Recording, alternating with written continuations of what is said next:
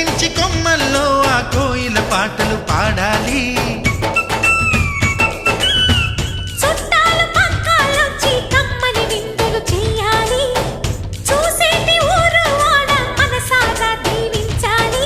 నలుగురు కలిసి చేతులు కలిపి మన కలలన్నీ పండించాలి.